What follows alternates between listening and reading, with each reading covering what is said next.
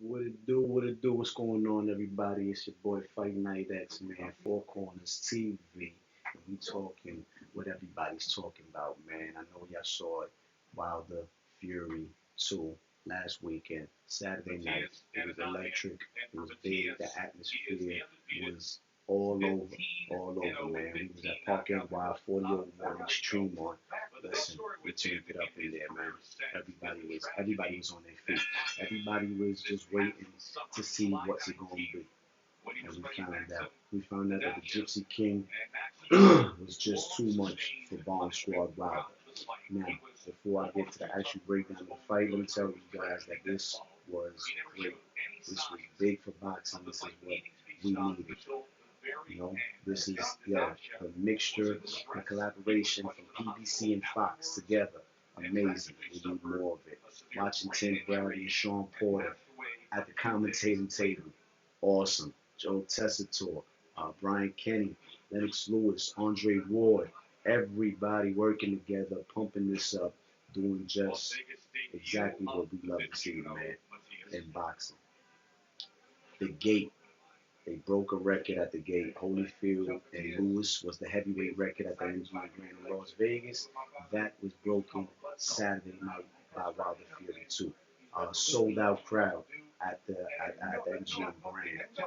Great. That means asses and seats because they broke the record gate. Any tickets were sold. Can't wait to hear the pay-per-view numbers. The entrances, Fury coming out being carried royalty style into the ring. Wilder with the suit. You know, a lot of controversy. People are saying the excuse that Wilder was putting up about the suit. Well, it is what it is, but that suit was fire, and his entrance was fire as well. You know what I'm saying? I loved it all, leading up to the sound of the bell. Kenny Bayless, the referee. Ding, ding, ding. Round one, I gave it to Tyson Fury. They came out swinging. Round two, I gave it to Wilder. Round three on, till the fight was stopped, was all Tyson Fury dominance, man. He came in 273 pounds for a reason. Not just because he can, but because he needed to. That's the advantage over the thin frame of Deontay Wilder. No matter how hard Wilder hits, Fury was putting them in a headlock. Fury was bowling them. Fury was swinging them around the ring. He was bullying the bully. He was bullying Wilder, and it was a beatdown, man. It was one sided. I gave Wilder one round out of seven. It was one sided. It was a beatdown. Tyson Fury came through and said, "The Gypsy King is not playing. You will not hit me with that big right hand. And even if you do, I'm 273 pounds, bro. I got you by 30, almost 40 pounds, bro. It's not gonna do the effect that it normally does to guys 240 and 250 and lower. It's not going to do the same effect that it did to Tyson Fury at 250 in the first fight. Deontay Wilder didn't have any legs under him. And if he doesn't have the legs on him, he can't slam you with that power because eventually that's where it comes from. He has to sit on that shot and blast you out the ring. The jab wasn't on. The conditioning looked just out of him. Like Tyson took it out of him early in the fight, man. He took it out of him in the first three rounds. Just sitting on him, pushing him back against the ropes and sitting on him, tying him up and sitting on him. It's all strategic moves, man. This is boxing, bro. This is the way that you beat the champ. Tyson Fury said, "I'm going for the knockout." Excuse me, and he went and he did it. You know what I'm saying? A lot of people didn't believe so. You know, everybody asked me, "X, who you going with?" I'm Team Bone Squad, and I'll be Team Bone Squad always.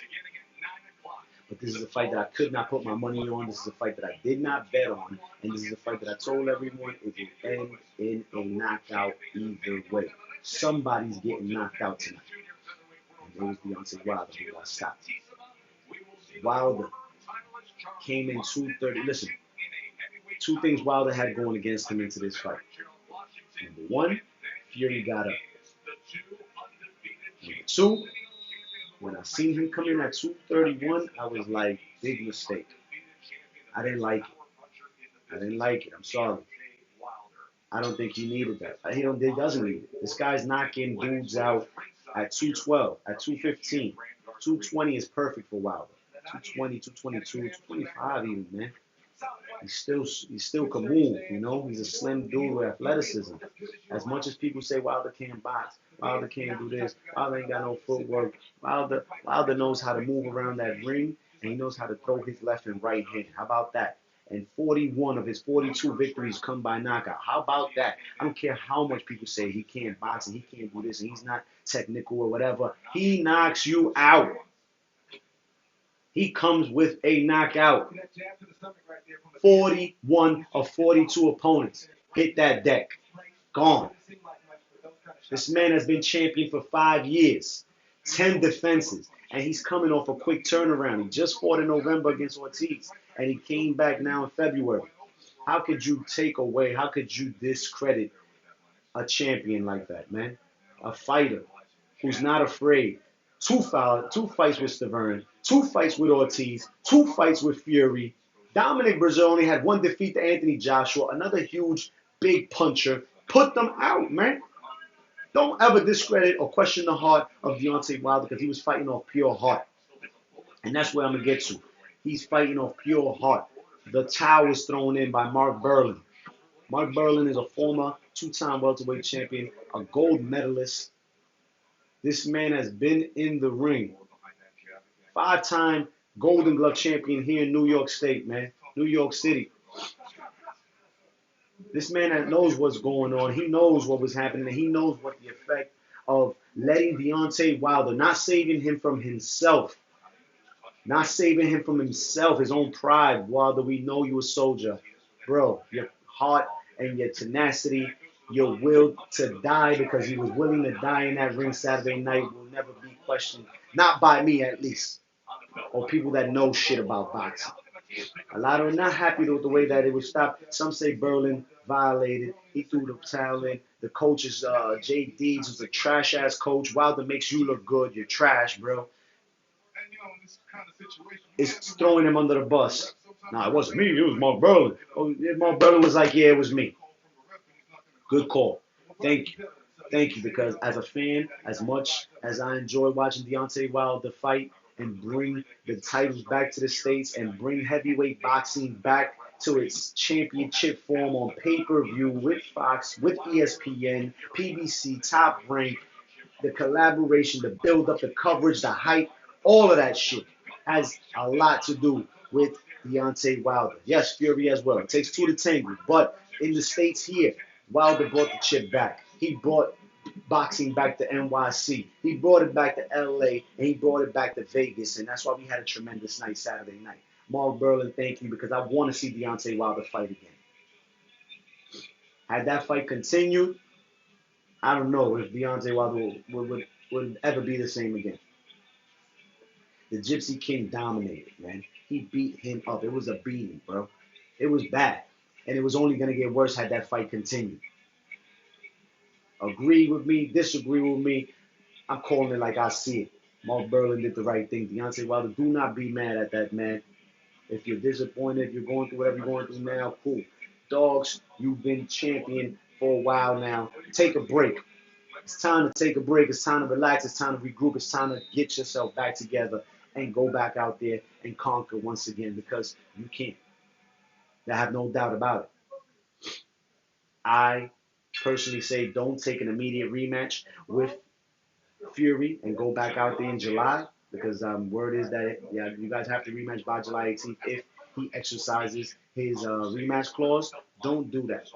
Sit back, relax, push that shit back to the fall. If you're going to a straight immediate rematch, if not, come back, let that shit slide. Let this guy do what he's doing. Let Fury Joshua go at it. Let whoever want to go at it, go at it. I know the pride that Deontay Wilder has, man. I can see it in his eyes, and he's been showing us for years. So I'm sure he will exceed his rematch, man. But don't come back so fast. Let that shit sit, man. Push it back October, November, and let's get it on.